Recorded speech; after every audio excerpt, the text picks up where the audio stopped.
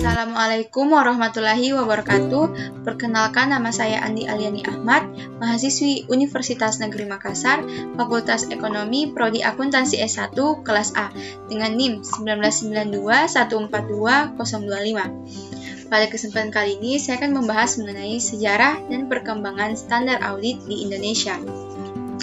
Nah, sejarah perkembangan standar audit di Indonesia itu berawal sejak tahun 1972. Tahun 1972 ini, Ikatan Akuntan Indonesia (IAI) berhasil menerbitkan norma pemeriksaan akuntan yang disingkat dengan NPA yang disahkan di dalam Kongres ketiga Ikatan Akuntan Indonesia pada tanggal 19 April 1986.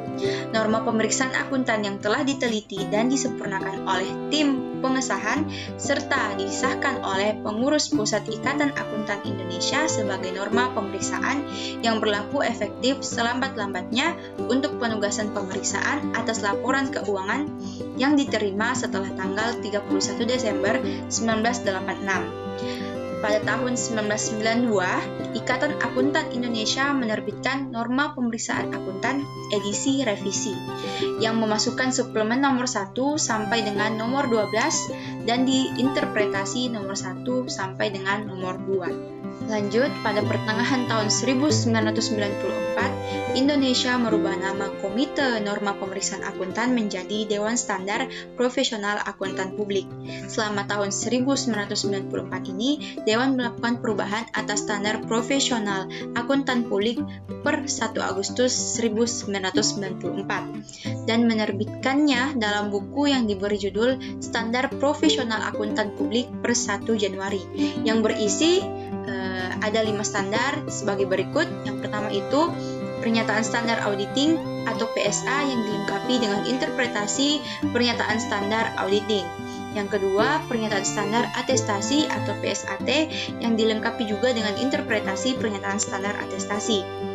Yang ketiga, pernyataan standar jasa akuntansi dan review atau PSAR yang dilengkapi dengan interpretasi pernyataan standar jasa akuntansi dan review.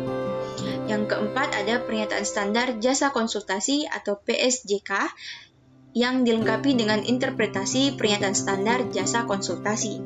Yang terakhir, ada pernyataan standar pengendalian mutu atau PSPM yang dilengkapi dengan interpretasi pernyataan standar pengendalian mutu. Selanjutnya, saya akan membahas mengenai IAPI.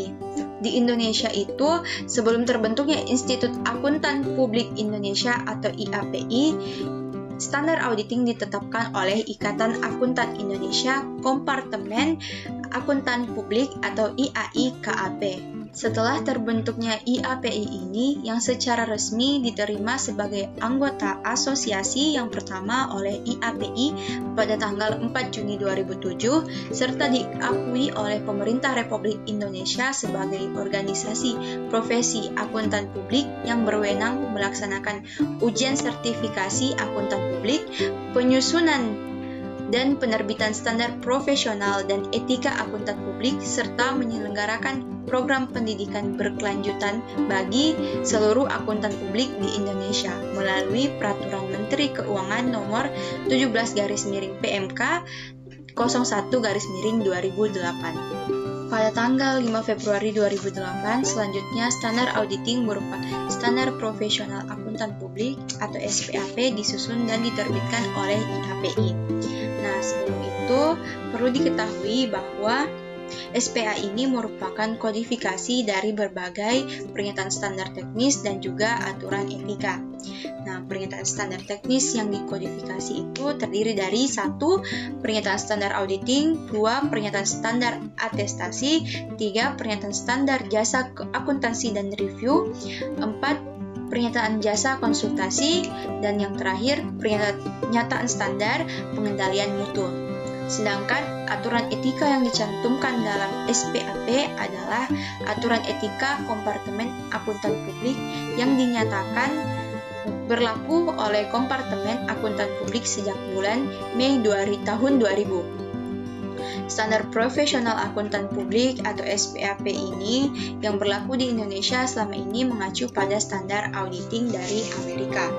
Kemudian SPAP ini membagi standar auditing menjadi 3 bagian utama. Yang pertama itu standar umum, standar pekerjaan lapangan, dan standar pelaporan. Berikut 3 bagian utama standar auditing menurut SPAP. Jadi yang pertama itu ada standar umum yang berkaitan dengan persyaratan auditor dan mutu pekerjaannya sehingga bersifat pribadi. Standar ini mencakup 3 bagian, diantaranya 1. Audit harus dilaksanakan oleh seseorang atau lebih yang mempunyai keahlian dan pelatihan teknis yang memadai sebagai auditor. Yang kedua itu auditor harus mempertahankan mental dari segala hal yang berhubungan dengan perikatan dan juga independensi.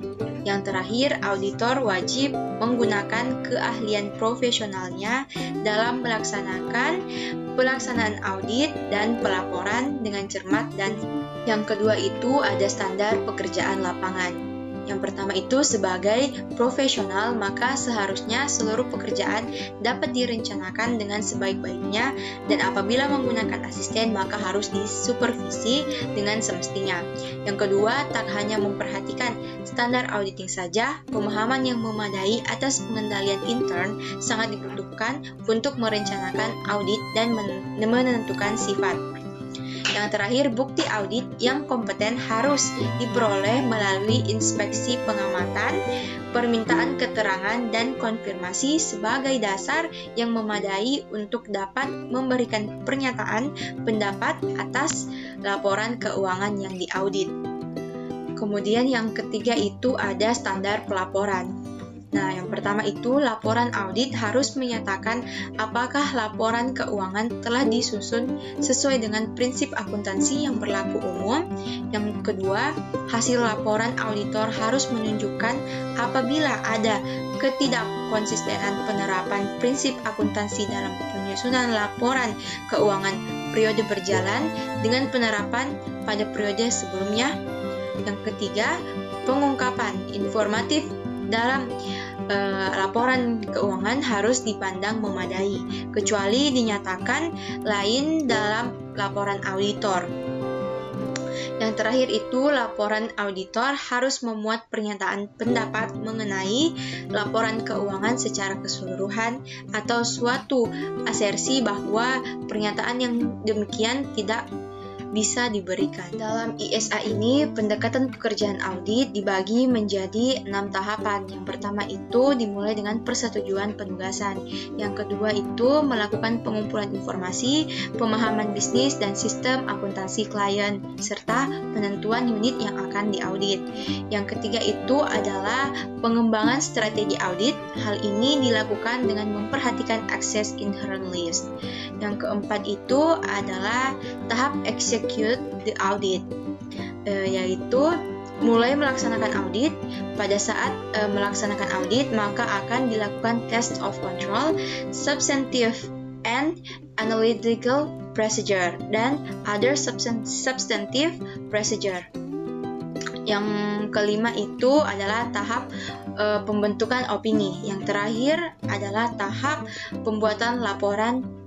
Sebenarnya dari keenam tahapan dalam ISA ini tidak jauh berbeda dengan pengaturan yang ada pada SPAP yang dimana menjadi pedoman audit bagi KAP di Indonesia.